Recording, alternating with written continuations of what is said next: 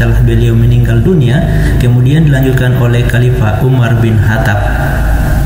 Khalifah Abu Bakar menunjuk Khalid bin Walid sebagai panglima tertinggi.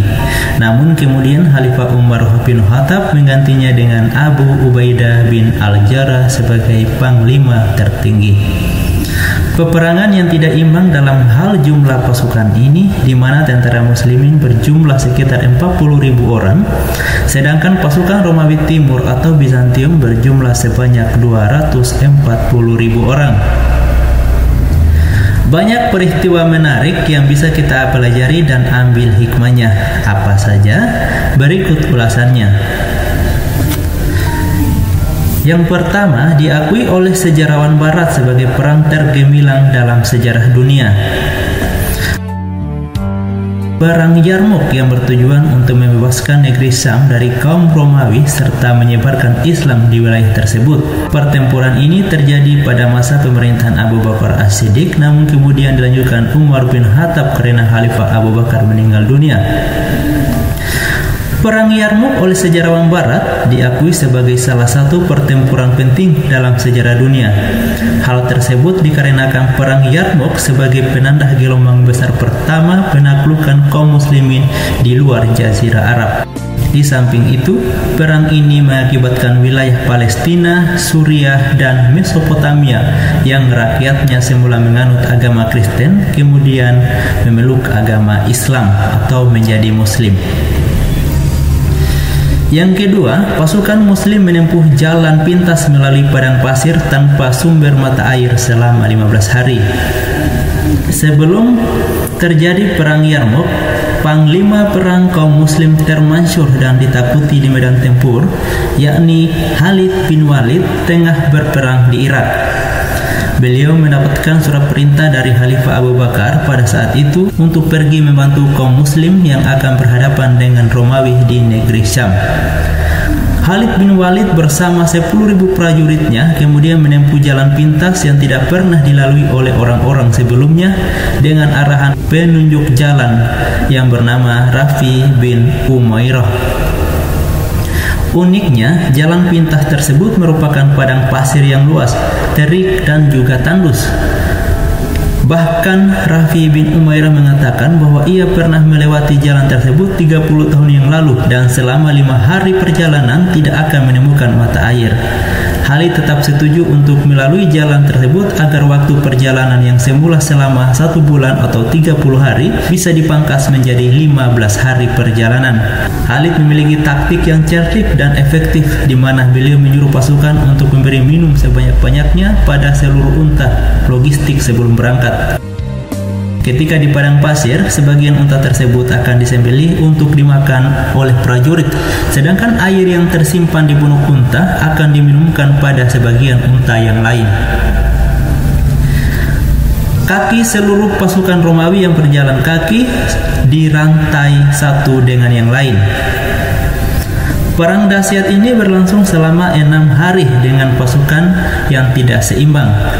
Pasukan muslim berjumlah sekitar 40.000 orang, sedangkan pasukan Romawi pimpinan Kaisar Heraklius sebanyak 240.000 orang.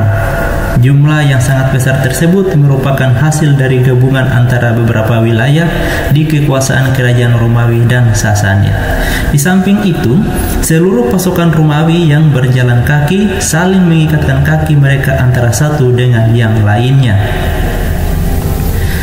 Salah satu komandan Romawi masuk Islam. Ketika masa pertempuran berlangsung, Khalid sempat ditantang duel oleh seorang panglima Romawi bernama Georgius Theodorus dan berhasil dimenangkan oleh Khalid. Pada malam harinya, panglima tersebut datang ke Khalid dan berdiskusi tentang Islam. Siapa sangka pembicaraan tersebut justru menuntunnya untuk bersyahadat. Dia pun sempat sholat 2 rakaat, kemudian keesokan harinya bergabung dengan pasukan muslim lawan Romawi, hingga akhirnya ia gugur di medan tempur. Saat sedang menyusun strategi, Khalid bin Walid dicopot jabatannya dari komandan tertinggi. Khalid mendapat mandat untuk membantu kaum muslim di negeri Syam sekaligus menjabat sebagai komandan tertinggi di lapangan atas surat perintah Khalifah Abu Bakar. Namun sesampainya di Yarmouk dan saat menyusun strategi pertempuran, datang surat perintah dari Khalifah baru, yakni Umar bin Khattab, yang memerintahkan Khalid untuk menyerahkan jabatan komando yang pegang kepada Abu Ubaidah. Meskipun Khalid tidak secara resmi memimpin, dia sangat dihormati pendapatnya oleh Abu Ubaidah karena keahliannya dalam hal militer. Khalid menyusun 36 resimen infanterinya dengan 3 divisi kavaleri ringan ditempatkan di belakang garis dan 1 cadangan kavaleri yang lebih besar di bawah komando pribadinya di belakang. Munculnya kesatria-kesatria perempuan. Perang dahsyat ini juga memunculkan kesatria-kesatria perempuan muslim. Di antaranya adalah Hindun binti Utbah, istri Abu Sofyan, dan Haula binti Azwar. Hindun bersama wanita muslim yang lain berteriak-teriak sambil membawa tongkat pemukul tabu untuk membangkitkan semangat pasukan muslim yang hampir melarikan diri. Fakta yang unik ini adalah ketika Hindun melihat suaminya Abu Sufyan yang berbalik arah dan melarikan diri. Saat itu, Hindun segera mengejar dan memukul muka kuda suaminya tersebut seraya berteriak, "Engkau mau kemana, wahai putra Syar? Ayo kembali lagi ke medan perang. Berjuanglah habis-habisan agar engkau dapat membalas kesalahan masa lalumu saat engkau menggalang kekuatan untuk menghancurkan Rasulullah." Sementara itu, Haula binti Azwar merupakan sosok wanita yang mahir mengendarai kuda sekaligus terkenal akan keberaniannya dalam perang Yarmouk. Saudara Haula yakni Dahrar bin Al-Azwar tertangkap oleh pasukan Romawi. Dia pun bergegas mengenakan baju zirah, membawa tombak dan berkuda dengan cepat seorang diri tanpa memedulikan apa yang terjadi di belakangnya. Penduduk non-muslim di bawah kekuasaan khalifah sangat mendukung pasukan muslim. Ketika Heraklius mengerahkan pasukannya untuk melawan kaum muslim di Yarmouk, maka para pemimpin muslim di kawasan-kawasan sekitar tersebut pun mengembalikan seluruh haraj atau pajak keamanan atau perlindungan untuk kaum non-muslim. Hal tersebut diperintahkan oleh khalifah dengan alasan kemungkinan pasukan muslim tidak sanggup melindungi kaum tersebut dalam perang ini. Uniknya, para penduduk non-muslim justru lebih menyukai berada di bawah pemerintahan khalifah dibandingkan sebelumnya. Meskipun penduduk tersebut tahu bahwa mereka akan diusir bila tidak tunduk pada Heraklius.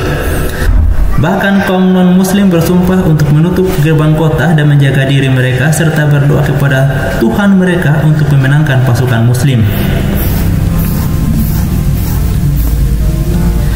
Komandan-komandan unit kecil pasukan muslim adalah anak-anak dari musuh Rasulullah Shallallahu Alaihi Wasallam. Fakta dramatis yang lain dalam perang Yarmouk adalah beberapa komandan kavaleri kecil adalah anak-anak dari musuh Rasulullah Shallallahu Alaihi Wasallam, yakni Yazid bin Abu Sofyan dan Ikrimah bin Abu Jahal. Siapa yang tidak kenal Abu Jahal dan Abu Sofyan? Keduanya termasuk tokoh Quraisy yang sangat gencar memerangi Rasulullah Shallallahu Alaihi Wasallam dan pengikutnya. Meskipun Abu Sofyan memeluk Islam ketika peristiwa Fathul Mekah. Ikrimah memimpin 400 pasukan kecil untuk memporak-porandakan 3.000 pasukan Romawi dan berhasil meskipun seluruh pasukan muslim tersebut meninggal dunia termasuk dirinya. Kisah yang masyhur tentang kematian Ikrimah adalah ketika di akhir pertempuran, beliau dan 2 sahabatnya, Al-Haris bin Hisham dan Ayyasi bin Abi Rabi'ah, terkapar dalam keadaan luka yang sangat parah. Pada saat itu, Al-Haris meminta air minum, namun ketika didekatkan ke mulutnya, ia melihat Ikrimah dalam keadaan seperti yang ia alami dan meminta perawat untuk memberikan terlebih dahulu air tersebut kepada Ikrimah. Ketika air didekatkan ke mulut Ikrimah, ia melihat Ayyasi menengok kepadanya lalu meminta perawat tersebut memberikan air kepada sahabatnya dahulu. Ketika air minum didekatkan ke mulut Ayyasi, ternyata dia telah meninggal. Perawat itu pun segera kembali ke hadapan Haris dan Ikrimah, namun sayangnya keduanya pun telah meninggal. Itulah beberapa peristiwa menarik yang bisa diambil hikmah dan pelajaran dalam peristiwa pertempuran Yarmouk.